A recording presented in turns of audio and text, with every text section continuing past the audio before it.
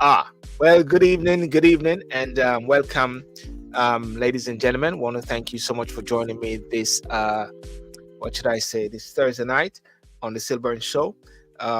It's going to be a very interesting discussion today. We're looking at, of course, what is happening in the UK and what is happening in America as well. Um, but also, one of the things that I want to touch on tonight is some developments which is happening in Jamaica, whereby I'm hoping to have a couple guests from Jamaica, which are the candidates, two of the independent candidates. One is from the United Independent Congress, UIC, and one also from Independent, David Anderson and Mr. Uh, Chase Lee. Let me just make sure there. Um, get it right, Mr. Chase Neal, coming on tonight at around 3:30 UK time, Jamaica time, and 9:30 Jamaica time, UK time. Yes. We're going to look at this whole aspect about politics. I saw something earlier today while I was, preparing, and this is what I saw. I'll show it to you. It is, once elected, I'll be a vegetarian. Once elected, I'll be a vegetarian. And what is so very interesting is the whole aspect about politics. And sometimes politics can be very deceptive, but at the same time, politics is very important.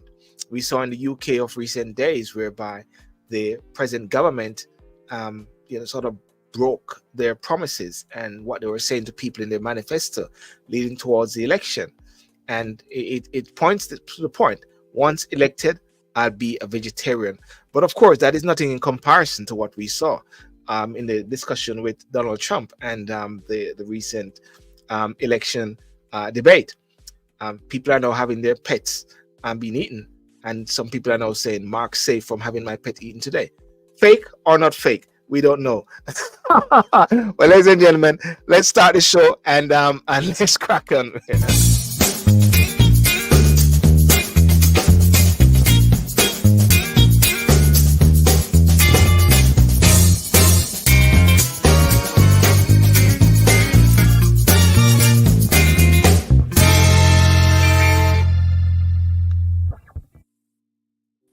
Well, good evening, gentlemen, Sir Gary and Sir Musket. How are you Mushet. doing? I will sue you. Mushet, Mushet. Mushet, Yeah, not yeah, I'll my, sue not you for your Mashi. name. Yeah. No, Mushet. Yeah. Gary, you're back. Don't know where you were Well, I last didn't week. go anywhere, you know. Didn't go anywhere. I went anywhere at all. It's back to be in the land of the living, and I don't know what you guys thought about my opening remarks in regards to vote for me. I'm a vegetarian. And the whole aspect of politics whereby the is there a level of deception, is there a level of just warming up to people and then just suck it to them once you're in? Yeah. Yeah. Don't know It's what you call promises made, promises not kept. Yes. Well, the interesting thing though is and if we go, but I must say and ladies and gentlemen, just to let you know, I want to thank you for those joining me on Instagram, those joining me on Facebook, those joining me on YouTube, and also on TikTok. But I want to say that tonight I'm going to be having Mr. Chase Neal, who is the representative from United Independent Congress. They are standing for the North Coast by-election in Jamaica on the 30th, and also David Anderson as well. And I'll see who else may come on, maybe Mark Cameron, just to talk about the whole aspect of this developing election, because it was felt that it was just going to be Mr. Samuda, but then two independents came out, giving the people of Northeast Centre an alternative voices as well, But firstly, I wanted to talk about in Parliament. In Parliament this week, we saw the whole advent of the fuel of is it the raid on the picking the pocket of the pensioners? picking the pocket of the pensioners by the government, taking away their winter allowance. Um, and they in their manifesto they didn't actually wanted that. They didn't speak on that. And years on they've been talking about that, because what they said, the winter fuel payment is a benefit designed to help older people to pay their eating bills during the colder months, and we're embarking down a colder months, because I realize when I'm walking in the park now, I can't walk in my shorts only. I've got to put on my tracksuit. Laborers generally supported this payment, but any perceived lack of increase to match rising fuel prices or suggestion that it could be means tested, restricted to only the poorest pensioners, have raised concern. Pensioners who depend on this support might feel abandoned if Labour doesn't advocate strongly enough for protecting or expanding this benefit. But the benefit has gone. Yeah. Well, what's your take on that, Gary and Herbert and people out there? I think the successive administrations have been disrespectful to the pensioners, Mm, right? And I say it with no apologies. The pensioners have built what they were meant to do, built this country. yes. So for government to be coming up short and taking away from the pensioners what they rightly deserve, I think they Yes. should take take a look at themselves, within themselves, Mm. and admit that they've mismanaged this country, having pensioners to pay for their mismanagement. So are you saying that the mismanagement of the country is relation to the 22 billion black hole, and as a result of that, the Labour Party had to somehow, scrapple and trying to dig to find ways how to come out of the black hole, so they have to hit the pensioners along the way. Yeah, in in in their effort to clean up whatever mess they said that was there, someone will get squeezed. Mm, But while they're squeezing one sector or a set of people, there are other people, such as those people who do not work, who do not have the intent to work, people who have the ability to work but refuse to work and earn benefits. Those people are being preferred over the pensioners. mm. And what about the train drivers? Because train drivers are people as well. They're going to say a lot of train drivers have benefited a lot with that massive amount. Well, the train drivers, they work, and Yeah, if you work, you should get paid for what you're worth. yeah, Um, it's only in slavery days where people would work and not get paid. mm, In today's world where everybody is feeling the crunch in the cost of living, apart from the politicians who give themselves a raise as and when they need it or mm, want it, the train drivers, they're working. They're one of the bedrocks of this country. If they yeah. don't work, you and I can't get to where we're going, We can't move around, and the right? country can't move forward, isn't it? No, no, they can't. I do recall when I first came to this country, and they say you have to rush for the train. And I said, "Man, I rush, man, I run down a train, man." Until I start to realize missing the trains like 1 minute and 2 minutes or two Yeah, seconds or 3 seconds. makes a You big realize dent. you realize Yeah. all the importance. Gary, Yes. what's your take on this, Gary? I mean, what can I say? The Labour Party has let down this country big time. Everybody that went and voted for the Labour Party, thinking that the Labour Party was for them, was for the pensioners, was for Mm, you know the the second class citizens, so to speak, and all of this. The Labour Party is no better. Again, the Labour Party is no better than the Conservative Party in that area. The Labour Party is just they're saying it's a big hole in the finance. There may be, but look what they've done. They've given. Well, you made mention of the train drivers. Yes, they do a work. I understand that. mm, I don't have anything to say against that. But then look mm. what they've done to them. Look what they've given them. Look what they've given the NHS again. Which of course Yes. again that's okay. I'm not going to complain on that. But then you have our mothers and fathers. We have we have our grandparents who are still alive. Yeah, their pension. Some of the pension can't keep them in the summertime. Never mind the winter time. Mm. You know, it's a shame. It's a crying shame in regards to the Labour Party what they've done to the pensioners. And let me tell you something, Silbert Yeah. and Herbert and everybody that is out there of our age. If this is what they're doing to the pensioners of today, what are they going Mm. to do to you? What are they going to do to us? How are they going to treat us? We've got to look at that, because we Yes. forget that our time is coming. When we Mm. reach pension age, our day is coming. Now we can always put aside something for a rainy day. That's fine. Yes. Some In are which economy? they're putting all their monies into their pension funds. That's fine. A lot of these pension funds, though, what do they put it up against? The stock Mm. market, right? Stock Mm. market rises and falls, and what people also fail to forget or don't realize is that the standard of living, what the pound could have Mm. bought 10 years ago, is not able to buy half of what is needed for today. I remember I went to Asda a couple of days Yeah. ago and I bought £30 worth of stuff and I could hardly find what I bought.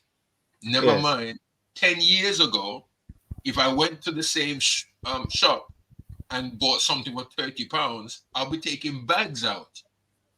But Yeah. but £30 only filled one bag. Mm. Now we can always be talking about, oh, I've got my state pension. I have a very good private pension. Yes. I'm not saying not to do that. Do what you can. Do as much savings. Do as Mm. much what is that savings thing that the banks has? Like you can only put so much in for up to 5 years. The ISA. ISA? Um Yeah. ISA. Yeah, take out Mm. your ISAs. I'm not saying that you mustn't prepare. Prepare. But what we must remember is that the same pound that is able to buy what we're buying today, Mm. 10 years time, 5 years time, the purchasing power of the pound will Yeah. not be the same as today. We've got to remember that. And some Yes. of Yes. us, we're going to be suffering. We're going to suffer, thinking that whatever we have put aside is going to be enough. It's not going to be enough. So so So what we're saying then is what Labour has done, we have got to be mindful that they could do it straight to us at the same time. But and also what many people are saying is that while they have done that, they are also they are protected. They're getting a lot of benefits also, the politicians and everything. And of course it is a choice. It is a choice which they've made, a choice which they've made to pay the job. And I find it very strange though. One of the things I find very strange is that they come in, the new government coming and just doing all of this less than 100 days. I mean, the next point I just want to bring up on just moving away from the fuel is about the prisons. Over 1,700 prisoners was released on, is it September 11th, yesterday?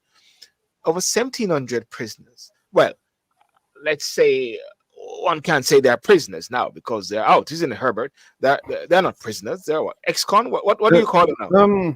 Ex-con, Yes. but you have to question the the seriousness of these prisoners that were released. Were they meant to be there? In the Because some first of place, them you mean? in the first place, right? Yes. Because remember, the justice system has a habit of hiding crucial evidence to free prisoners, to Mm, free suspects on trial. The other thing you have to look at is the um, the safety aspect of the prison officers. mm. Do we Are we sure that the prisoners are rehabilitated where they don't want to exact revenge on prison officers? Should they feel safe for themselves or their families? So Yeah. it can have a negative impact on the prison system and the rehabilitation of prisoners. What I've heard though is that 800 prisoners are released most like every other day, over 800 persons. So are we saying that those 800 persons which are being released every day, there's a risk to this to the prison guards, or is it that there's not much of a risk assessment which may have been done with these 1700 rushed out so quickly? Because there must be a threat to prison guards either way with the 800, which is they said being released every other day. I'm not going to say risk assessment. We don't know what risk assessments were carried out, because remember they were talking about this from before the election. So there Yes. must have been a list of prisoners that they wanted to be released. Those are coming close to the end of their sentences, or those who are in short-term sentences, Mm. right?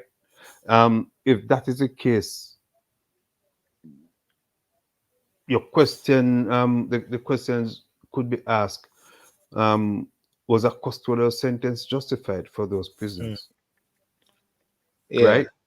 It goes further to ask about the training of the prison officers, where they're treating the prisoners with dignity, Mm. right? If those questions are in the positive, then the prison officers have nothing to be worried about. But if they were treating them as if they were category A prisoners, taking away their rights or abusing them while they're in prison, Mm. then I'll be walking backwards, because someone will look, someone will be walking behind me looking to hurt me. Yeah, yeah. Guy, what do you how do you feel England is a more safer country, safer today with the 1700 persons being released? No, I mean, things are going to get worse. I mean, some of these inmates, some of these persons who are being released saying they're going to go back in because there's no way they're going to survive. There's no Yes. money, there's no accommodation. So they're going to steal again or they're going to do harm again just to go back. Why? Because they had food coming, they had a bed, they were warm, they had television to watch. Everything was Mm. at their beck and call in prison. Yes. When they're released from prison, where do most of them have to go? They don't have anywhere to go. So what do you Mm. expect? You know, I mean, and it's a there are personal testimonies of these individuals saying what they're likely to do because there's no provision for them out in the outside world. So obviously things Yes. are going to get bad. I mean, what else do you expect still? Mm. I mean, I don't know what Herbert thinks, but I don't know. I mean, it it goes to show, if prison, the pictures that I'm seeing is family members going to prison to pick up their relatives, right? And if they can go to prison to pick up their relatives, they should be able to support them from trying to change your life. Recidivism is high, trying to get it down low, hoping Mm. that they find a job, hoping that people don't hold their misdeeds or their indiscretion against them by Mm. giving them employment, Yes, yes, right? yes, The lack of employment will increase the rate of recidivism. yes. So it will become a revolving door, Mm. right? So I'm hoping that the government did all their risk assessments before Those are a investigated couple of them. things. Those are a couple of points that came up in Parliament when they were having the major debate. Because I was working and I was watching it and listening to it. They were saying, was there some key risk assessment, especially not just for the prisoners only, but they were also talking about even for the fuel for the pensioners because it may have an impact upon many of them. They say may die because they have got to choose between eating or heating. That's one of the big things. And they were saying, was there some sort of, I forget the type of assessment which they said was undertaken by that. and also the assessment by in relation to releasing the prisoners. I know Nigel Farage and many people are saying, then what about all those foreign prisoners? What all those foreign prisoners? Those foreign prisoners should be deported, as I well. wouldn't. I wouldn't give 2 seconds to listen to Nigel Farage. That's 2 seconds that I can't get back. Yeah. But what about the point? Let's forget about Right. Nigel Farage. What about the Um, point that Nigel Farage? it is if a foreign national has committed a crime, Yes, right, and is put in prison pending appeals, yes, right, that individual will be more than likely be deported. yes, I'm almost certain that the government wouldn't just willy-nilly go into the prison, open the prison doors, and say everybody come out. yes, Right. So I wouldn't be too quick to listen to people who are trying to say the government is just letting out everyone from the prison to do us harm. I wouldn't spend 2 seconds listening to them, because no matter what the government does, the government is not right, or is not what it was not good enough a decision that the government took. yes, yes. That's very interesting. And then the final bit before we go on to Jamaica is watch a debate with Trump and Kamala. Are you guys protecting? Have you guys told people overseas to watch their dogs or something like that? Listen, You man, watch Satan got his sainthood on Tuesday night. hear that, Gary? The devil became a saint on Tuesday night. Listen, I saw at one point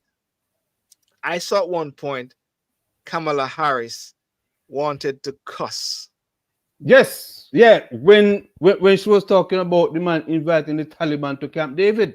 Did you say? Yes. You said this Yes. mother? She was gonna say, honestly, literally, Gary, she was gonna say this.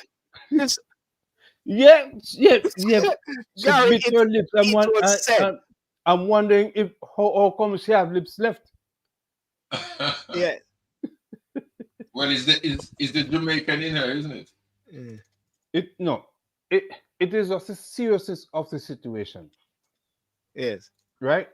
The man did not invite a US ally to the White House or to Camp David. He invited the Taliban, he invited Moscow. The man has put the US in a compromising position. And no matter what he does, US will not be able to recover from a second Trump administration. So tell me now, are you saying do we see? Okay, my view is that it's all out there. Anything can happen. That is why I put the title today, Kamala, Trump, Anderson, and the people. Kamala, Trump. I put Kamala, Trump, Neil, Anderson, and the people. Neil is Chase Neil, who is the independent, the UIC candidate for Northeast Center, and David Anderson is the independent candidate. So I put all of these guys: Kamala, Trump, Anderson, and Neil for the people. They're all people, aren't they? Yeah. Yes. I mean, I will always make the comparison between Zelensky and Trump. Yes. Right? They came into politics around the same time. But if you look at if you look at the levels between the two people, yes, right? Zelensky has grown into the role of a leader, of a president. But Donald Trump wanted the president to grow into him, Donald Trump. It doesn't work. Yeah. Well, And moving on from that now, there's a big thing, Gary. Gary, you're from the North Coast, aren't you, Gary? You're from the North Coast. You're from Kingston, Central. man. What are you? Kingston. You're from Kingston. Oh, okay, Kingston. okay. Yeah, but you're married into the North Coast at the same time. From what you're married into the North Coast. Herbert, I don't know where you're from. Herbert, you forgot to talk to that man there. You forgot to talk to him, man. Because you look like Jamaica, just watch it to him, man. Yeah. I am straight. I'm straight out of Ocherius, straight out of Northeast Centre.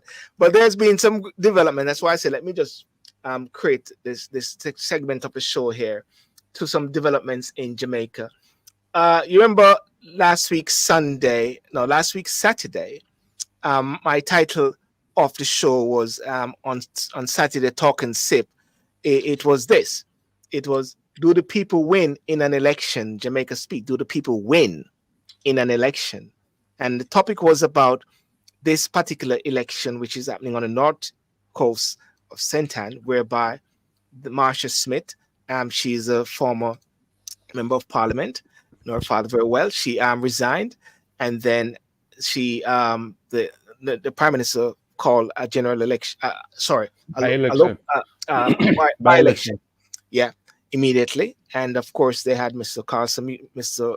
Matthew Samuda, who is a person who has been sort of there doing the work. And I felt in a way that when the PNP said that they weren't going to stand, I just believe that it was somewhat a bit unfair on the people of Northeast Centre, on the people of Jamaica, period.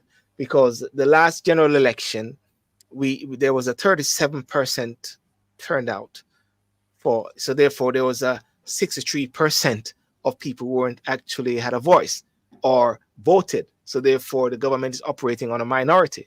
And at the last election, local government election, it was 29% that turned out to vote. So therefore, for Northeast Centre, I felt that it was very important for there to be alternative voices and not just leaving it only to Matthew Samuda, because what I got to understand is that if no one had actually nominated other than Mr. Matthew Samuda, then he would have automatically by default be the candidate, be the MP by today. Today would have been the MP. But what has happened is that people have stepped up, and I say to some guys, listen, the independents got to step up. In one of my talk, I said the Marcus Garvey people got to be arise, and Nani got to rise. We got to stand up and be a voice for the people. So I've got a Mr. Chase Neal tonight, who is the independent, not independent, the UIC candidate, United Independent Congress, and Mr. David Fitz Anderson. They're going to come on and they're going to share their views. And you guys, I don't mind you guys stay here, but I'm going to allow them to speak as much as possible. So I'm going to invite Mr. David Fitz Anderson. How are you, sir? Good afternoon. Let's hope I can be heard. Good afternoon to you guys. How are you? You're heard live on direct. You heard live on direct. Live on direct. Straight out. And also I invite Mr. Chase Neal, Northeast Centre MP candidate for UIC. How are you guys? Good. I'm great. Hello everyone. Good night. Okay, let me see. Let me see now. Where there is a voice. Let me see. I'm just going to mute something. Okay. So David, you are having some sound. So you got some sound issues there. Yeah. All right. That could hold a minute. Okay. So anyway, while David is gone, Chase. Good afternoon, sir. How are you doing? Good afternoon. I'm doing well. Am I heard? You're being heard live and direct. You're very clear. Great. David is just going to sort out something with his audio there. I want to thank you for coming on, Mr. Chase Neal, and thank you so much for one of the most important things is putting yourself forward to stand in this local government election. And of course, we're in the UK here, myself, Gary, and Herbert. I'm the only one legitimately can able to speak to you because I'm from Northeast Centre and I'm from Ocherius. I'm a Ochi man. I don't know about those other guys, you know. They're just strugglers, you know what I'm saying? Right, Gary and Herbert? All right. Sylbourne. Yes. We're all Jamaicans, so it's concerns. No. Let's get down to geographic. Sylbourne, where in St. Anne you from? Ochi. Which part of Ochi, Sylbourne? Ochi Rios. What do you mean? What do you mean? Eh? Ochi Rios. What do you mean? Sylbourne, aren't you from Brownstown? No, I went to York Castle High School and I went to Brownstown Community College. Original Ochi man. What's your point? I'll take you up on a different forum. All right, okay, yeah. Yes, Let's leave this to David and let's sleep in dogs life. let me bring in David. Can you hear us clearly now? How are you now? Well, I've always been hearing you clearly. Can you hear me? Okay, we can hear you clearly now. Okay, fantastic. So let me just first of all just say, Chase, you're muted for some reason. Yes. Yeah. So Chase, let's start with you first, Chase. So tell us now, this design, this plan for Northeast Centre. You know, what is it about? Why did you put yourself forward as a candidate? Well, it is really in line with what you were saying earlier before I came on, that it is important for the people of Northeast St. Anne to have a voice. For the candidate put forward by the JLP, Mr. Samuda, who have become MP without being elected by the people, that wouldn't have been right for the people. The people must have a voice, and the voice must be expressed through their vote. So it's essential that the people have another voice to express what it is they want. Now, what is equally of concern is the fact that the circumstances under which the by-election was called warranted a response from the people. Now, we know that some constituencies have been without, and divisions have been without representation. For example, there is South Trelawney that hasn't had an MP for over a year now. So those people have not been represented in the parliament, but there has been no by-election at all. We know that Morant Bay division in St. Thomas is vacant because of the death of a councillor, and nothing has been done to allow the people to have a voice in parochial affairs. But on the heel of the resignation of the outgoing MP for the constituency and the senator, we see a by-election being called less than 24 hours later, which shows that there's some machination going on behind the scenes. So the people must be given a chance to respond to this move by the government. And more importantly, the people must have a voice showing what it is that they want as a representative in Parliament. So the UIC has decided to step forward to give people that chance to make their voice known. Okay, thank you for that, Mr. David. Yes. Yeah, thank you for coming on. So tell us same question to you as to your vision and the reason to stand as an independent, because unlike Mr. Chase Neal, is a part of the UIC organization, political party. Because I believe it's the third political party in Jamaica, isn't it? If I'm not mistaken, UIC. Yes, it is. But David, you are independent. You're alone. But I guess you're building up a massive movement at the same time, isn't it? Yes. Good afternoon again. And let me say, it's not building up; it has been built, right? Because I've been a figure in the community of St. Anne for a while. I mean, I don't know where else. I haven't lived anywhere else, so that's paramount, right? Yes. And I was born in St. Anne, first of all, and I still is in St. Anne, right? After I spent 47 years in Northeast.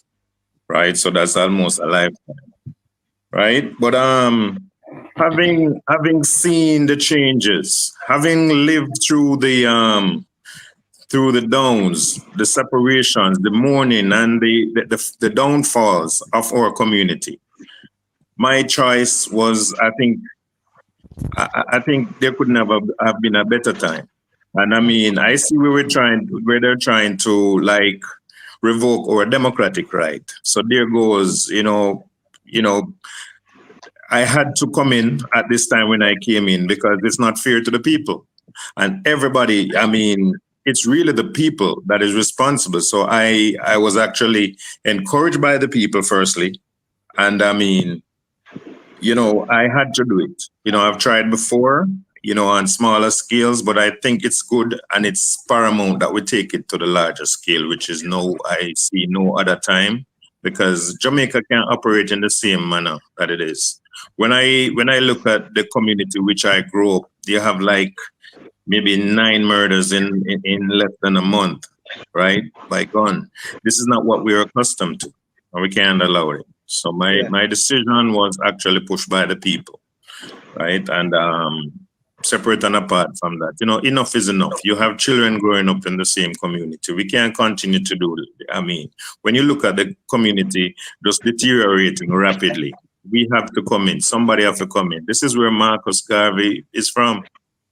Yeah, St. Ann, isn't it? St. Ann's Bay. Right. And it's a shame. It's a shame to see, the legacies of these people is just being trampled on. Nobody remembers all of these things. So we have to step in. Somebody will have to build the cat, or want of a better term. Mr. Chase Neil, what is the experience that you are bringing to the community of Northeast St. Ann? Because I believe anything is possible. I believe Chase Neil, I believe Mr. Anderson, you guys are prospective members of parliament. What is it that you're bringing to the community and to the people of Northeast St. Ann? Mr. Chase Neil first. All right, so I can speak from my personal experiences and also from what the UIC stands for. So I am experienced in most of my experience has been related to classroom, to the paramilitary, to counseling, to understanding people's natural medicine and so forth. So it's all of my experiences, being a minister of religion and so forth, owned my people-centric skills. So I am a listener, and more than that, I execute. Now, from the point of view of me representing the UIC, what the people will get is someone who will not be hindered to represent their views in the parliament. Because what happens now with the 2 main colonial parties that we are used to, the MP representatives are not able to speak for the citizens as much as we would want them to, because the fact is that these parties are owned and funded by private interests, the PSOJ oligarchs and other colonial interests. So the MP cannot really speak for the people in a way that speaks against what the owners and funders want or against the system. I am not impeded by any such thing. UIC is for the people, for the individual, for the community. So and what people don't understand, for example, I heard people complaining about roads and so forth. If the MP does not get the funds from Parliament to carry out a project, then it will not be carried out. The unfortunate thing, though, is that MPs are not normally empowered under this current system to tell the people as it is that this is what is going on, because they can't speak against the system.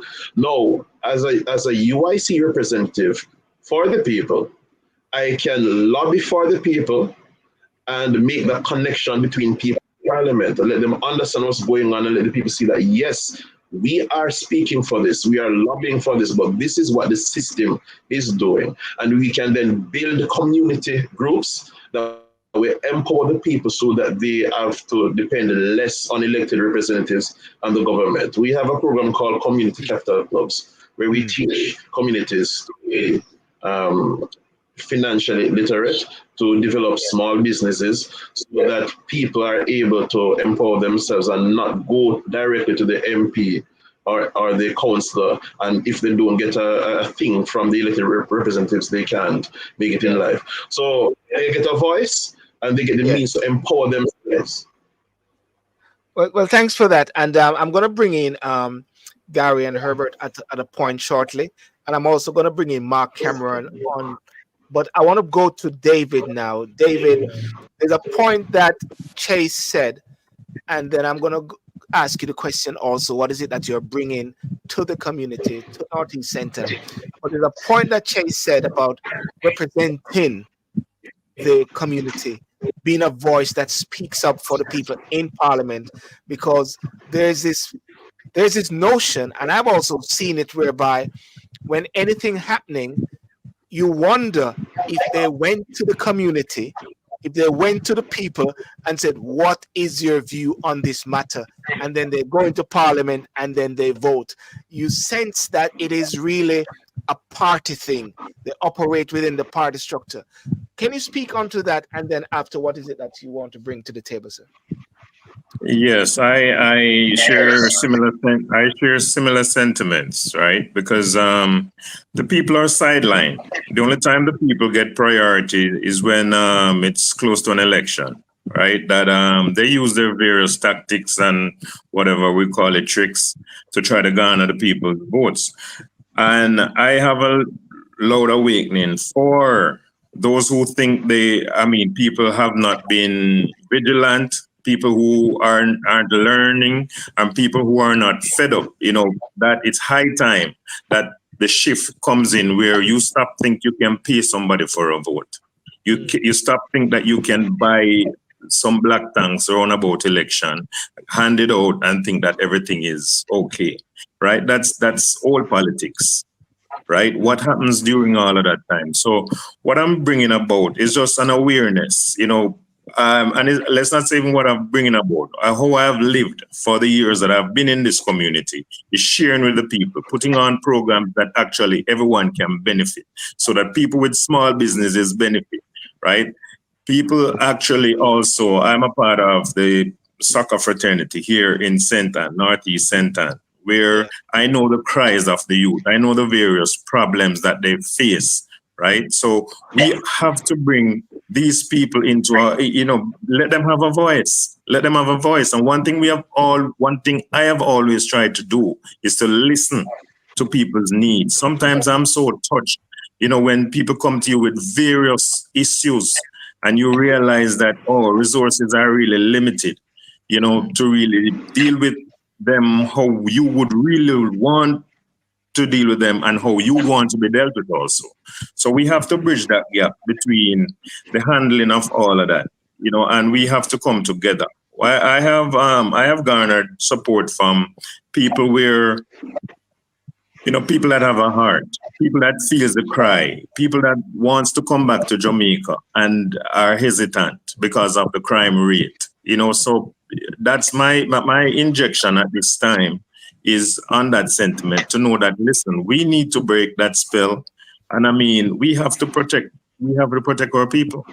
We have a situation where we have young people think that the only way out is through criminal activities. And if you create another means for them, it's so funny that even the training centers, even the community centers in our communities in Northeast Sentan, if you look at the state of them, right, it's really not something worth even making mention of. We can remember some old community centers that were traditional in some great soccer players out of Jamaica use these. And if you look on those venues right now, it's all up in bushes, right? So if the youths have nowhere to play, if there's no form of recreation, if there's no learning facilities for the youth, right, who is not maybe that eloquent or that not able, no training centers are closed down. We have to create these opportunities. Yes, thanks for that. Gary and Herbert, you want to put any question to Mr. David or Chase? Yeah, good evening, gentlemen. Good evening. Good evening. What interests me is as locals, right? Not having a proper chance at getting into representational politics because the elites, the political elites, see it fit to inject someone in your community to oversee your development, your life. How does that drive the motivation for you to be involved in politics? Chase? Well, Yeah. All right. So you see, my connection did something a while ago. Could you repeat the question, please? My question is, as local boys, local men, Mm. how does that affect your decision, or how does that impact your decision when the political elites are injecting people from outside the parish, outside the community, to come and adjudicate over the lives of people on the ground in the parish, in the district? The constituency, yeah. Yeah. How does that makes you feel as an individual who has spent your entire life looking at these people, looking at the pain in these people's faces? How has that made you feel as a politician? Mm. Okay, Chase, All yeah. right, and that's my interest, right? All right. It is something that is despicable. It's a despicable practice, in my view. If we have our representatives living far away and not being a part of the reality of the constituents, then we find that they are not able to relate to what is going on at all, and then you cannot speak about the issues that the people face in Parliament. And then we see this, we see the consequences of this in the type of service that the people get. I want to go point out that even if the reps live in the community, we must bear in mind that they have to carry out the bidding of the owners of their organization. But that being said, it makes it even worse when the candidate lives nowhere at all near the constituency and cannot reach the people.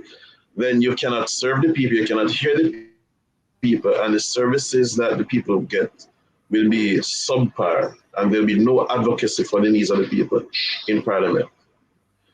So this is something, and this is why the UIC advocates for the MP candidate living or working in the area. If you have no connection with the constituency, then you cannot work for the constituency. Isn't Mr. Samuda living in the constituency? I am not. Hello. I am not aware of where Mr. Samuda lives now, but that was in response to the general question asked. Yes, yes. David, I put the same question to you that Herbert mentioned about persons coming into the community, imposing themselves. How did it feel? Did it sort of motivate you in a way to really rise up? You know, that warrior spirit. I said, "Nah, man, we need to sort this out." You know.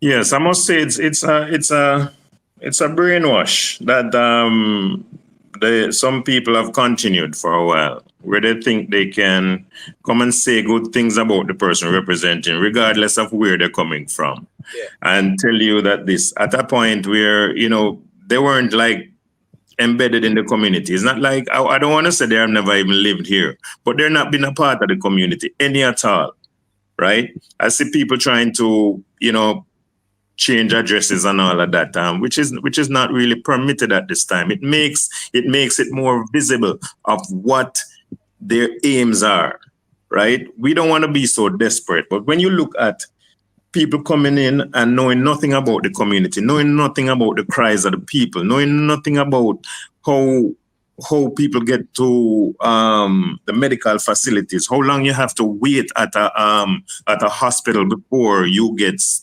attention, how is emergency dealt with. I think it makes me mourn inside to know that people have to be facing all of this. My mother is ill, and I hate to say that I sometimes rather think of flying her out for medical attention as opposed to having her dealt with at any institution here in our parish of center. Because it's really, it's a serious thing when you can attest to everything that happens in this community. Remember, it's not like I've been out there elsewhere or doing other things. I'm here. I feel every cry of the people. People come to me. Sometimes I give more than even what, I can afford. I have to be finding means and ways to help people because of the situations that they're going in. It's not easy. And you take somebody from elsewhere knowing nothing, right? And putting them in a community where, strangers are, and using some tactics which I think is played out. I consider it's pathetic. It's pathetic because people are feeling real pain. This is not a joke. This is not something that you look over, right? We have returning residents scared forever. They don't want to even have anything to do. They have houses here. People have been selling their own houses. Yeah. Which they say, yes, Jamaica is a very beautiful place, and yes, they would want to live here, but them have to sell them houses. For what? Yeah. Gary, you have a point, and then I'm going to bring in Mark or Reggie. Gary, you have a point you want to say to the gentleman? No, I mean, I must commend David Anderson and Neil, Chase Neil. Sorry. I must commend you for standing up. Really, I mean, doing something in Jamaica, making an impact, or wanting to make an impact, other than just supporting the existing parties already, knowing what Jamaica is like. I mean, I must commend you, and I wish you all the best, because I think that when it comes to the PNP and the JLP to some extent, which I've held, what's the term? Office. They have, what is that, Herbert? No, it was. David said something. Is it? Held what? Yeah, held office. Office. Yeah. No, they've had a monopoly. No, they've had a monopoly. Right. Monopoly on the political status of Jamaica over these many years. Really, I think that you have a point. There are voices. There are voices in the undergrowth that needs to be heard. And you said them. I think it was you, Chase, who said it.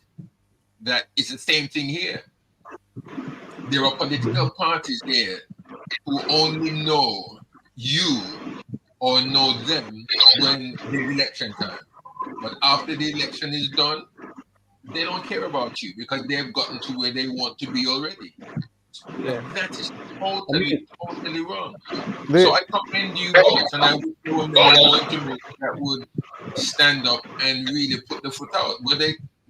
I'm not saying they must get it shut off or get their hand, whatever, but I'm just saying that because you've got the heart for the people, and you see and you know you're identifying yourself with the people. I must commend you.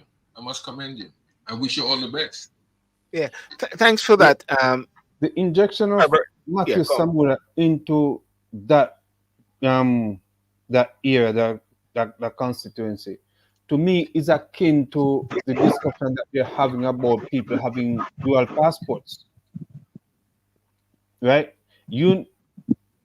An MP should be the one where if something is happening at night, power cut, water shortage, his house is readily accessible to someone to knock on the door because he's feeling the same problem too. Yeah. And calling someone phone and depending on who is calling, they will answer their phones. It's not good enough for me. Yes. I want to bring in, thanks for that. I want to bring in Mark Cameron. Mark, we have spoken for years, and talk about the independence and talking about representation in Jamaica. What do you see this as? I believe this is a very crucial moment in Jamaica, and all eyes, I believe, is going to be watching what's happening in Northeast Center and with David Anderson and with Mr. Chase Neal representing and going there to say we want the people to win. What's your take on it, Mark? Well, it's a wake up call for Jamaica. I think all the spotlight is on the Jamaican people, is on Northeast Sentence. There have two candidates that have stepped up bravely to go against the Goliath. I believe that the time is right because the GLP and PNP is a duopoly kind of governance. It's GLP, PNP versus Jamaican people. And I think we need a voice in Parliament. I believe that Mr. Anderson, who has been there he was born there, he's been a part of the fabric of the community. He's well entrenched there. I've always advocated walking with the people, just like Michael Mann has talked about, walking with people and feeling their pain. If you drive down a highway and then drop in a pothole, the MP must drop in a pothole too. The MP must understand what's going on in the community. And I think, Mr. Neal, who is part of an organization that I was a part of initially, it's just unfortunate that both of them are run at the same time because I think both of them have the same kind of constitution, the type of governance that we're looking for. That's the only drawback to this whole thing because you want to have a united front. But this is well needed, and I think with what's going on right now, the people are hungry for change. And St. Anne's is a type of community that has that some great leaders have come out of St. Anne's. I've actually engaged with a lot of people with the school there. I gifted a painting of Marcus Garvey years ago to his school. It is a very crucial parish. Yes. There's a lot of tourism there. There's mining there. There's a lot of elements. So you need people there that are going to make decisions that will affect the people positively. Yes. You cannot be operating a parish with outside influence. You want the people there that are going to protect the beach, gonna deal with the mining situation. Right now, there's an issue. There's a big issue going on right now in the Rowan River watershed, where they are going to build a development that is in a very sensitive area in our country, and there's no discussion to the people about what they want when they gave those land to the Chinese in exchange for building this highway. They had no discussion with the Jamaican people. And that is the thing that we are looking for in the constitutional reform, that government engages with people every step of the way. You cannot, because you are elected official, say, boy, we're going to do this because you want to. No, you have to have town hall meetings and regular engagements with the community to see what their needs are and not your needs that we don't know about. Yes. David and Chase, what next now leading up to the 30th of September? I go to David, and what are maybe some of your, and Chase, you can think on this at the same time. What is your maybe 5 top points or initiatives that you'd want to see? I know it's in the early days, but that is if you have it or so yet to implement within the constituency. And what's your plan leading up to? What's the support network you have, and how can people help you in the diaspora as well? Yeah. Oh, sorry, David. Sorry. Yeah. Oh, so my apologies. Yeah. Sorry. All right, no worries. All right, leading up to the elections, what you can look for is a lot of town hall meetings. Right, we are presently in the process of identifying the areas, speaking to the appropriate people, to have town hall meetings as much as we can, to really just be one with the people. Our walks will continue. we walk through communities. We don't drive through communities, right? So all of that will continue. We'll be meeting with the people, relevant personnel that are, instrumental in the communities, because sometimes you can't reach everybody, but actually you have influential people in the communities that can actually not making the work easier, but since it's a short time and we have to reach various areas, we use, whatever conduits we can use to get across to them, right? But I'll be looking primarily at the basic things like electricity and water in our community, which is considered as a garden parish. And it's a shame to know that there's so much water running to waste in Northeast Center, right? While we have water issues, when a pipe can be laid from Ocheria School, more than maybe 14 miles to facilitate other developments, while the communities that these pipelines pass through are still without water, there's a shortage. I consider that gross embarrassment. It's unfair to the people. Right? That's not accepted. That's not something that we can sit down and accept. But the voice of the people need to be heard. And for some time, they have shut down the people's rights, their democratic rights. So we're here to relinquish the democratic right of the people, right? Protecting our watersheds, as Mark said, right? That's been on my head because I live close to where the watershed has been built. There's a group that I am supporting that is advocating for that project to stop, even though they're trying to use other forces. It's presently in the courts, which we don't even want to give all the light on it, right, for now. When you can look at our beaches, Mama Bay Beach is shut down right here. Where does the fishermen go? Where does people go that have water sports facilities? We remember Mama Bay used to be like, somewhere where tourists could go and, for example, ride jet skis and take glass bottom boats. All of that cut down. For what? We look at Prairie Beach, that these people are articulating what they're doing and have no regards whatsoever for the people of the country. So all that will be dealt with, right? So safer communities. We are partnering with the police, right? Presently, I have a program for this Heroes Day, where the police will come together. All the members of the volatile communities in St. Anne will come to play a day of soccer.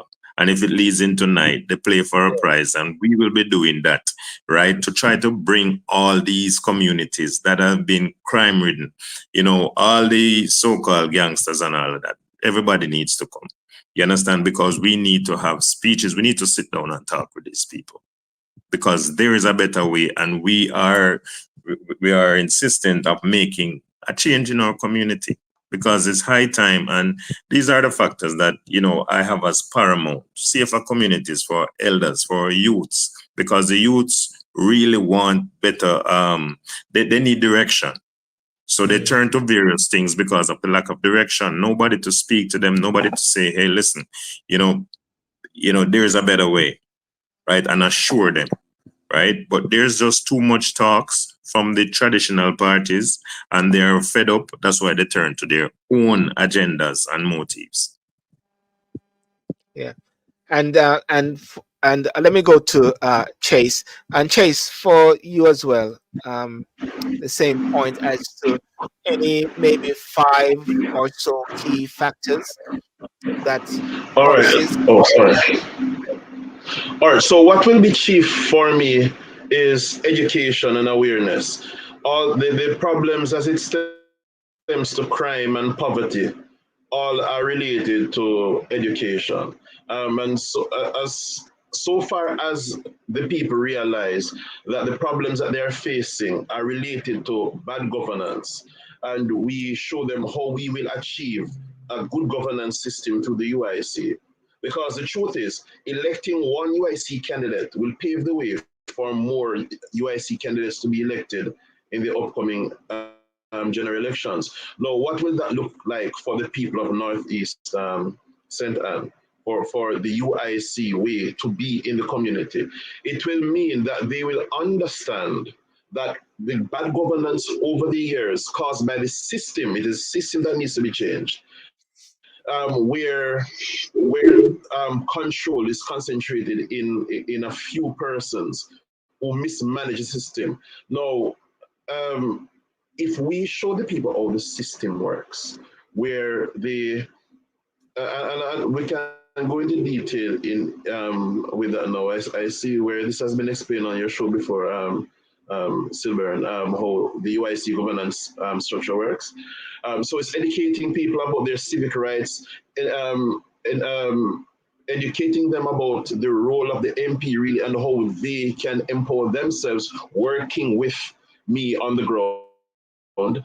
Also, I'll be focusing on community capital clubs as much as is possible with the limitations as it relates to resources, so that communities can come together not only to lime and to gel, but also to learn how money works, how to provide for themselves financially and to be economically stable, and community activities planned together so that we have a more stable community.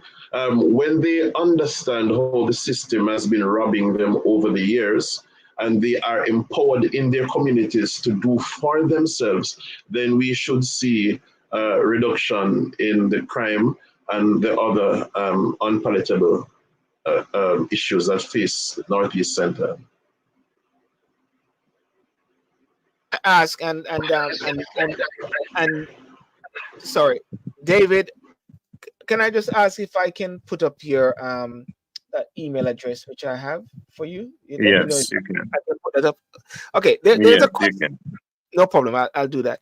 There's a question which somebody posted, and this is a question from a viewer. Good evening, gentlemen candidates. You have all articulated the problems in the constituency, and you'll mention the problems of finite resources to deal with the problem. My question is, what projects and programs have you all undertaken that is verifiable civic engagement? And please identify the projects that you have undertaken that is ongoing and have benefited the citizens in the area. Don't want to take that first. All right. So let me. All right. So I have started. Go ahead. We can hear you, David. Yeah, go ahead, David. I think Chase was talking. Oh, Chase was talking. Oh, all right. Let me. All right. Oh. If he's out, then I'll go in. All right. Sorry, Chase. My apologies. Yeah. Okay, David. Yeah. Right. All right. It seems I was talking. Oh, sorry. Yeah. Okay, Chase. All right. David is gonna speak now. Okay. All right. Yeah. David, all right. Yeah. Programs that have been implemented, and we are choosing to take it to a different level is the community and the community center primarily. We want to create a learning center for them.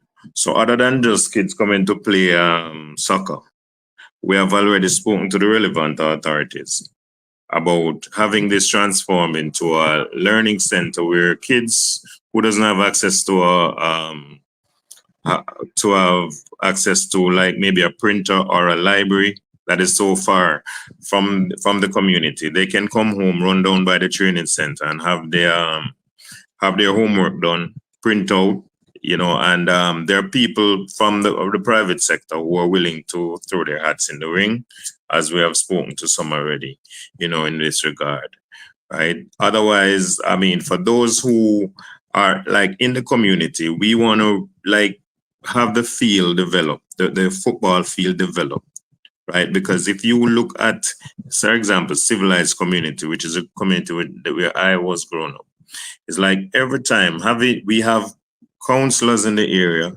we have MPs in the area, and nobody pays attention to that. So these are the things that we need to address. So I'm gonna cut the feel and try to maintain, put together a team to maintain this, right? So education is very important, right? So we have to keep this as going as an ongoing program where people can come to be entertained. People can come to know that, listen, my kid is not so, they can come to really do their homework, have a printout at no cost to them. Right, so the private sector is on board with that, and we are working assiduously to ensure that we start with the community, because that's where it's at, right? But we'll be pressuring the appropriate entities to ensure that medical access is not supposed to be so hard. The emergency and all of that. We're willing to do whatever it takes, right? Okay, thank you very much. Thank you very much for that. And Chase, I think you. All right. So thank you. So my project, the project that I'm most proud of now is one that seeks to address the issue of education, or the lack of good education performance in our country. We have seen the deplorable passes in English and math. We have seen that the majority of our students are not achieving 5 subjects at CSEC level. So what I've done is get some volunteer teachers to address this issue. Furthermore, for young people who have not been able to attain academic qualifications, I have, I have piggybacked off an online learning platform where I have taken the lessons online and made them into lessons that are more absorbable for the students at our level, and we go through it together through an experiential learning environment where they actually assimilate these courses. Then they do the exams and they are certified with CPD level diplomas through overseas entities, the CPD organization in UK. And what I also do is try to pair them with businesses in the area so that they learn in the career, and then through life experience universities, they get life experience associate degrees. So they get to empower themselves through education outside of the traditional classroom that is not working for them at all. So our young people now get to empower themselves. Now, what we need though is more volunteers to get on board to impact. But last year we passed out 17 persons who got their diplomas, and 1 person got their associate degree through the program.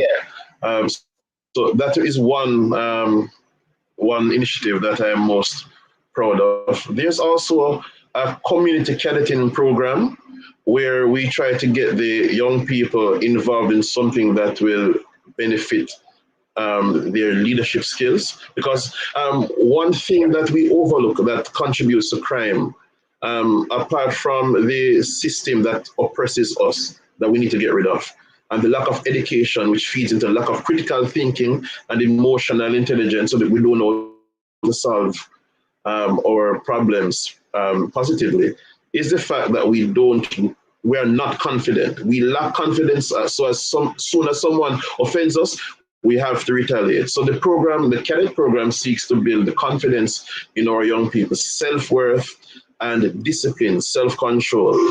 So these are 2 programs, and I'm especially fond of the former, that I have been initiating for the past 2 or 3 years now, and hope to expand more on.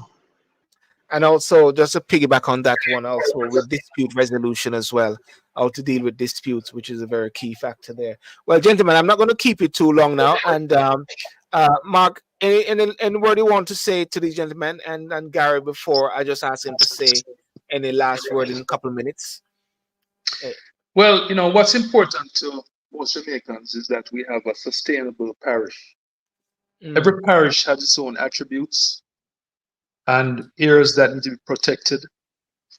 My concern is that the beach access is in full effect, that we all of our citizens have access to the beach.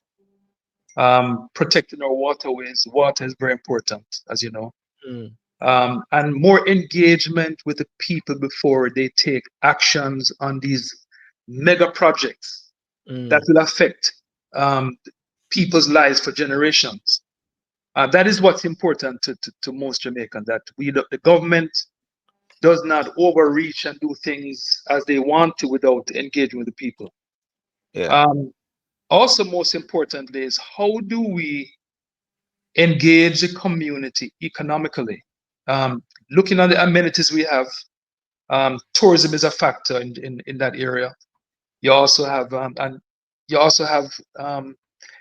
mining and other entities that are conflicting with tourism and the environment. Samuda, a few months ago, we had the rare cobra, where it was the toxins from the bauxite companies went into the river, and we cannot have that in an area that is the economy is based on a clean environment. So I'd like to find out from the candidates before they leave, what are their plans to ensure that the environment, which is a part of the economic realm of that area, is protected? Because if Duns River ceases to flow because the Roaring River watershed has been compromised, that entire industry will be gone. And right now, I think they're playing around with the environment by the mining that's not in sync with proper management. NEPA is controlled by the government, and that needs to stop. NEPA should be an independent arm of government, not controlled by government, but having the best interests of the Jamaican people in mind, and not those who may come in supposedly trying to spur our economic situation. So that for me is important, and for most of the people in Jamaica. Sustainable governance. Yes. Okay. Gary, the last word to the gentleman before they respond. Not really. Just to wish them all the best. I hope that they do well, and I mean, hearing also what Mark Cameron has said, it makes sense. It does make sense. I mean, it would be a pity if the government or those who are who have influential or some authority that allows people to come in and to change the ecosystem of Jamaica, where people from all over the world come to enjoy Jamaica, and they bring the foreign exchange in, and you have people coming in changing these things. I mean, I remember, in short, I remember when I finished school, when I used to finish school in Kingston, back in the day, I was one of them few boy running around town that daddy have a car, so we can drive go to school and then drive go to Ochi after school. Park up in the car park and run to the beach. No, I couldn't do that. I mean, I've been there over the years, and I can't park in Ochi and run to the beach. But for pay go beach, I mean, all them kind of something is foolishness. All of that is foolishness. It's sad that my kids and even those who are there can't enjoy the beach of Ochi anymore, because they've either built it up or they've done what they have done to it, and people can't be free. And as Mark was saying, it's frightening. It would be very frightening to know that the Duns River fall that all of us are so used to, and feel the water and have fun. Where one of these days you may go there and there's no water. There's a trickle or a stream. Yes. All of them things is foolishness. So I wish you all the best, Chase and Dave. I wish you all the best. And I hope that you do well and that you can make a change. In Someone Thanks. I just got some message here from people online. Nessa, what's Nessa? Nessa bottom feeders. I've gotten used to handout. They do not want to work. Oh, naughty sentence. Bottom feeders. They don't want to work. Samula lives in Kingston. Hard Trust is already doing exactly what Chase is speaking on. The government implemented it. There's someone just saying kids are getting stipends and work experience in business with their studies. If we can just finalize, David, we just ask you, David, to say what you're in a last word that you want to share, and piggybacking on what Mark has also said regarding the eco aspect there. Yes, well, we have to meet the community where it's at. And one of the good things about living in the community is that you know the cries of the people, you know where they are at, you know the percentage of illiteracy that's there. So you know what to put as priority as opposed to, what avenue to take, right? We can always say, yes, this is what we would want, but this has passed a political strategy or a political term. We have to be realistic and say, all right, this community is ridden by crime, right? So intelligently, we try to find ways, or strategically, we find ways to eliminate that, right? And I think community policing is paramount. And I have liaised with the police. That's why we're planning this event on Heroes Day, to really just, make the people know that the police cares about them. I've spoke to the superintendent even yesterday after nominations, and we're on board with that, to ensuring that the people actually just have a bond with the police, because there's a scare that's attached, and people think that police are but they are being driven by forces. They have been forced to act in so many ways, right? So we just want to say we have to be realistic in finding out where the community is at. Yes. I am 100% behind this community, as I've always been, and the forces that there be that is trying to prevent these people from being who they are to be, will be brought into account, because people just need unity, and they need a leader who can help them to let their voices being heard, and let them know that, listen, they're not written off, they're not undermined, they're not left alone. Right. So we try to put things in place that people really need at this time, before we look at the big picture to say, all right, what will be, or what our hopes are. Right. Yes. So we have to, and separate and apart from that, we can't operate a community without water. Believe you me. When, you have so many, they classify Senton as a garden parish. How does a garden flourish, or strive without water? That's not possible, right? And Ocherous is 8 rivers. Ocherous have 8 rivers, and I can tell you there's more than 8 if you wish to count properly, or if you walk through there's more than 8 rivers flowing through, right? Okay. So apart from the term that is affixed to it, there is more than 8 rivers. There's water that runs straight in the sea, right?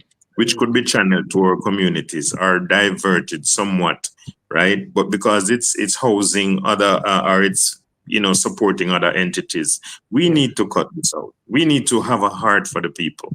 So that's what we're trying to introduce. We're trying to, as you rightfully say, our watersheds, it can't be left up to the mercy of people, right? To say, all right, we're going to do this with a development, because of what? So many things have been sold out, and people just sit by and watch it.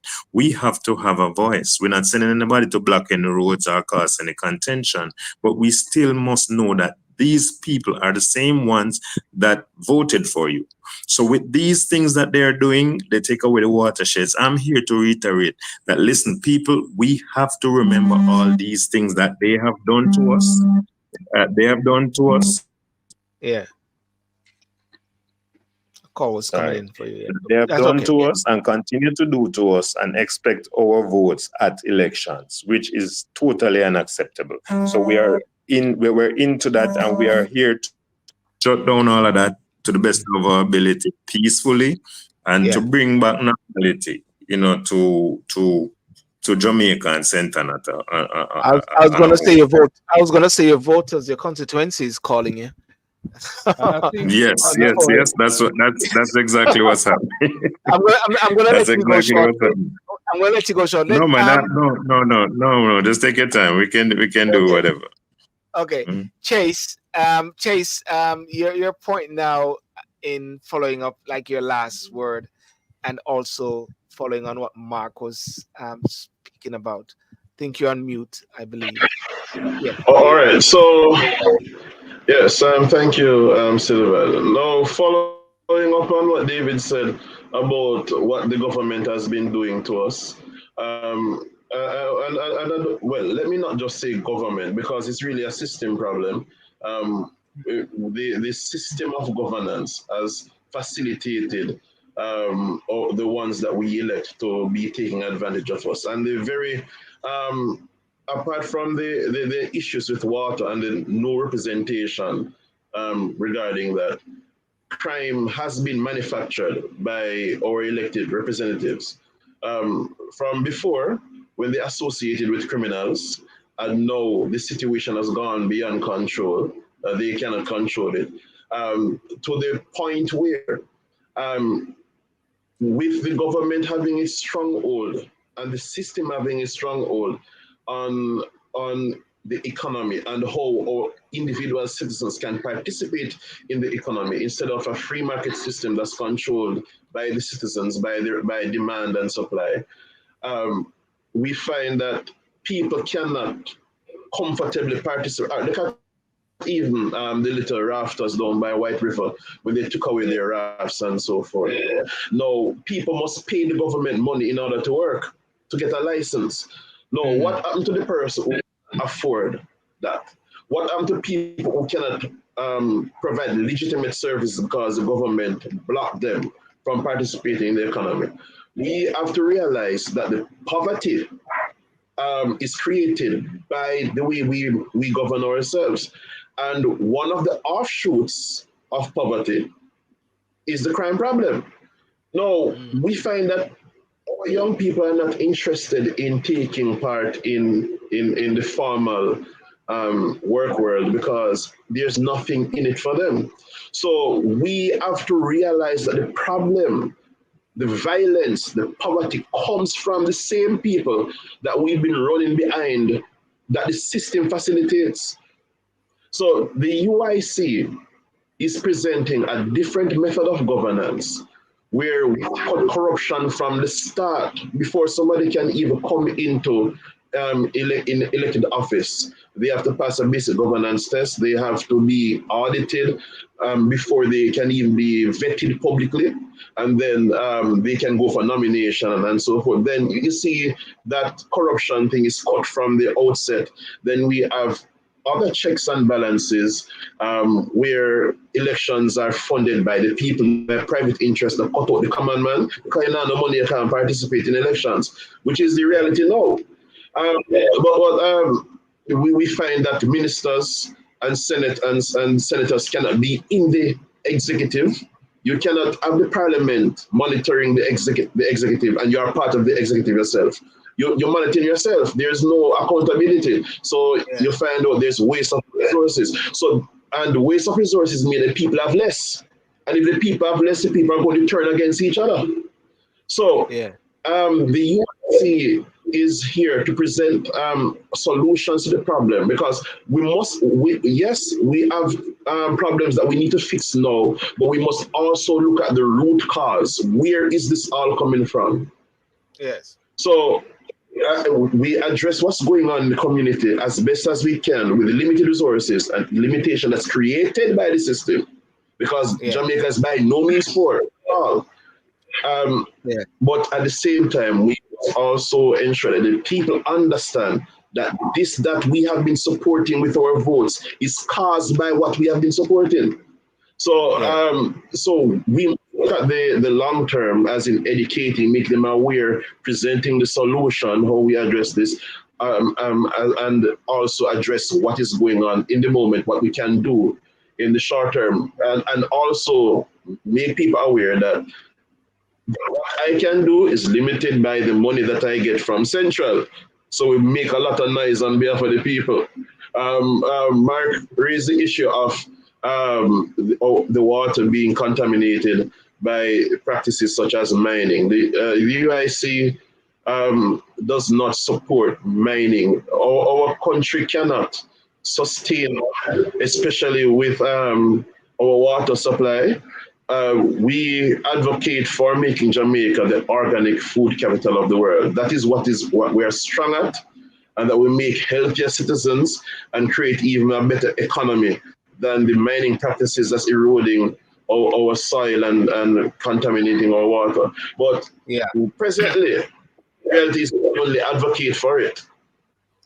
We can only advocate for it, but so that's all we can do. Make nice about it and let the people realize. When the people now start to make nice about it, then the government will hear. And the system can be changed. We all understand that we all have to play our part, which is why we're calling on the people to make the right choice. Okay. Mark, you want to say Yes, something before I wrap up? Yeah. Mark? You know, you guys are trailblazers. You are the start of a revolution. You must win. You must win because you're the hope for the entire Jamaica.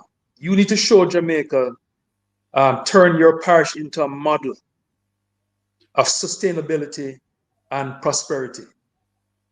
This cannot be achieved without proper education and proper dialogue with the law enforcement and community.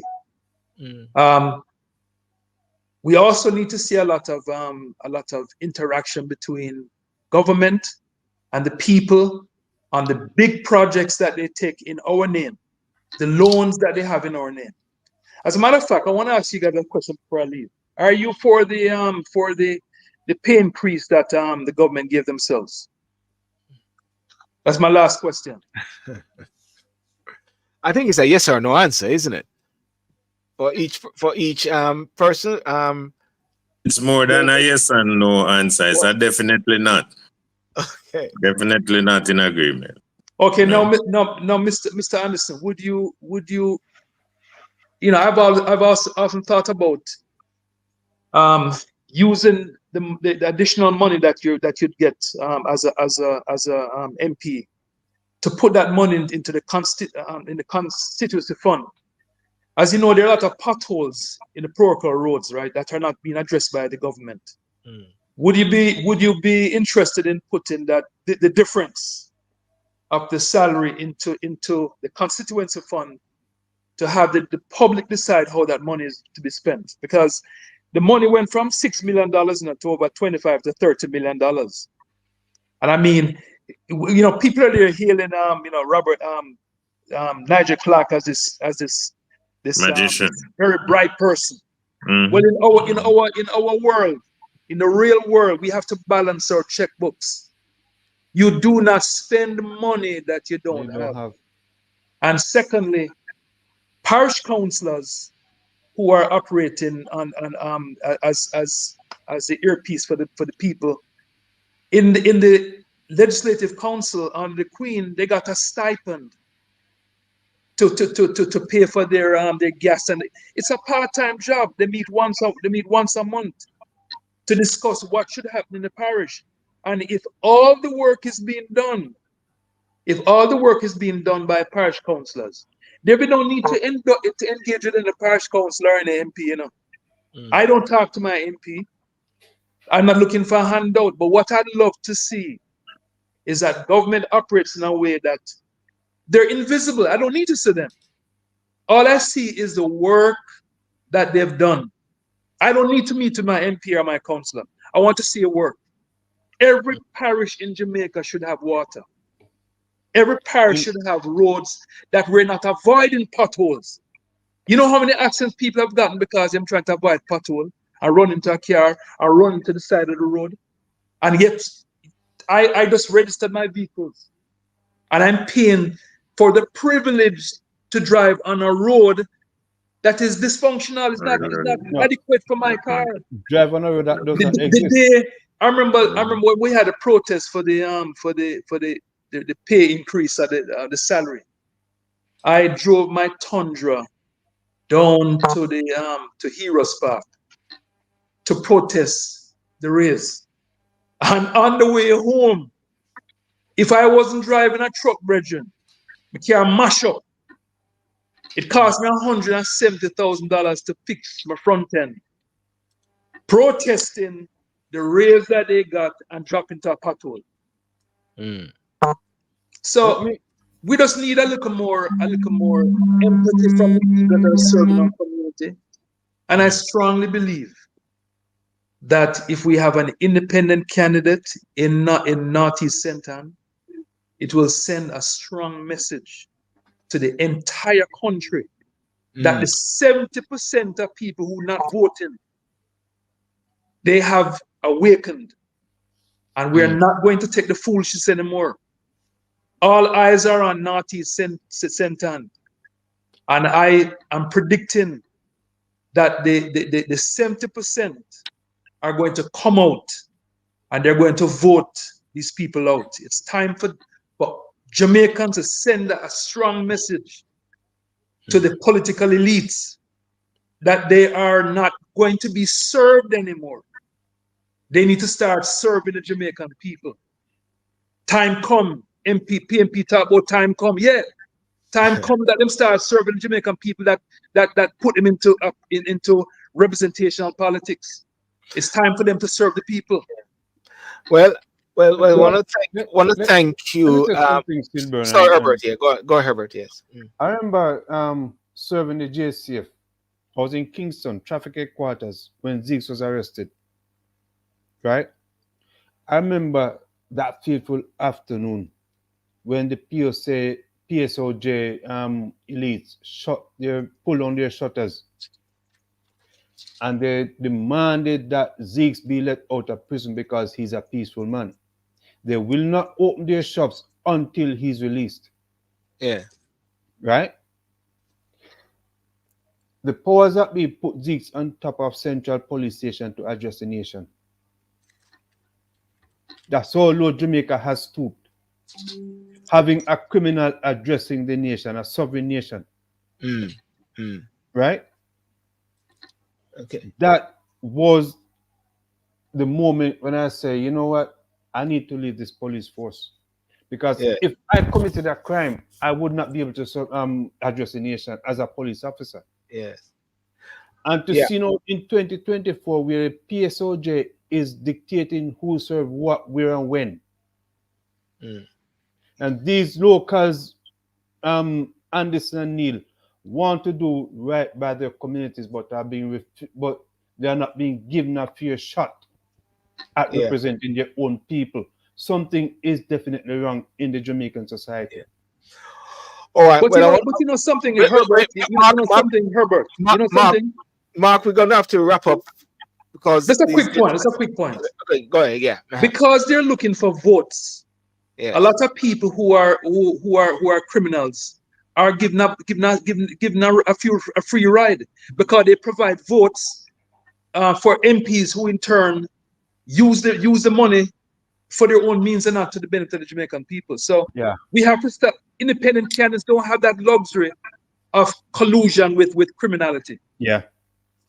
So something to look forward to. So I was just addressing someone on TikTok was saying, why am I wearing a British flag?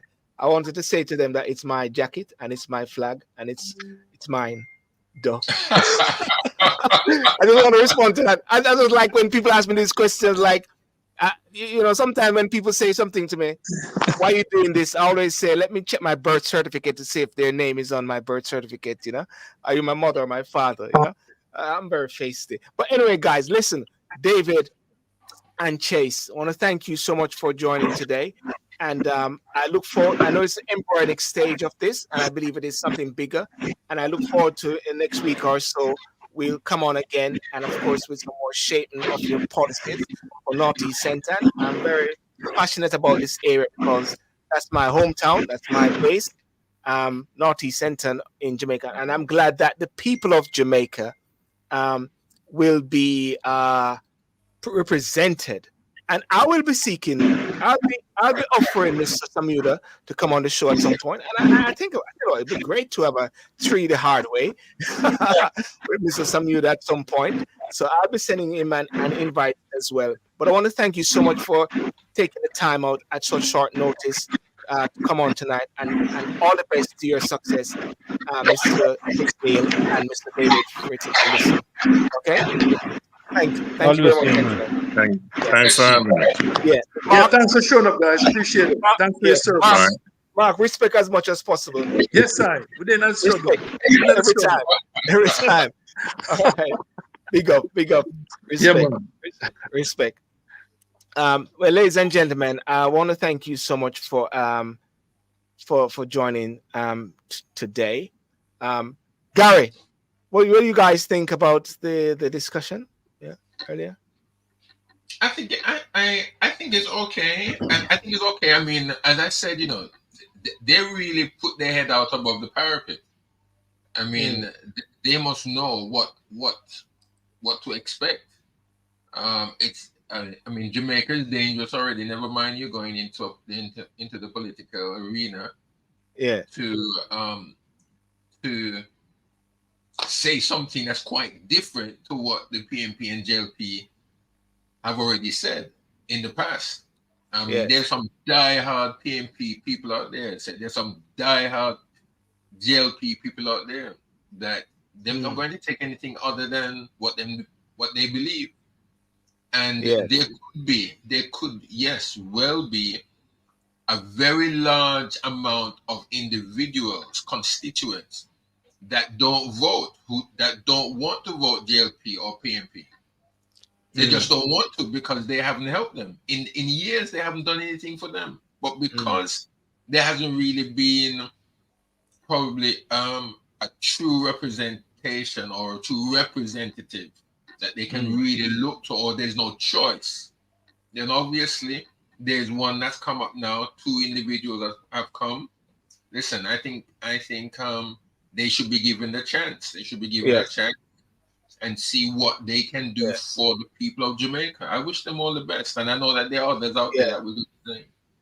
And it's now over to the people of Northeast St. End. I think it's time people with fresh ideas come about, because all you get to know is a regurgitating of all ideas pretending to be new.